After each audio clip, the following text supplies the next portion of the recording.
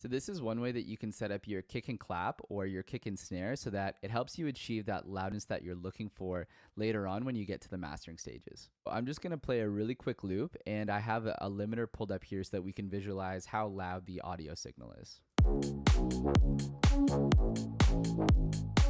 And we can see that these peaks, like the consistently loudest part of this loop, is going to be when our kick and our clap are hitting at the same time. And let's just zoom in really quickly so we can take a look at what's going on. So this is essentially what's causing that peak. We have our kick up top and we have our clap down below. And for a very short amount of time, they both are very loud. And when these add together, it's kind of creating that peak that we saw when we had the limiter pulled up. So as always, there's a bunch of different ways that you can address this. You can leave it as is for now, and you can use a clipper in like the mixing or mastering stages, or you could limit the percussion group as well. Another way to deal with it is you can use any type of, utility or gain plugin where you're just lowering the volume at the loudest point, momentarily. So the volume of the clap or snare isn't quite as loud during this peak. But before I do any type of volume automation, one of the things I like to try is grabbing your clap and shifting it over a little bit so that it's actually hitting slightly before the kick does. So if I zoom in here, you can see that I've just moved it over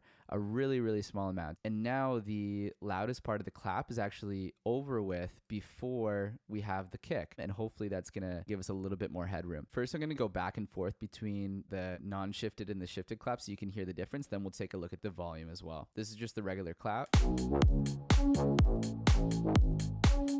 And this is the shifted clap.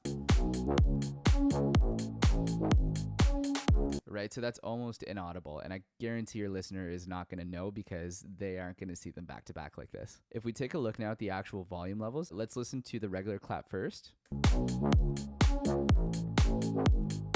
So that is like just under 2 decibels. Let's take a look at the volume level of the shifted clap now.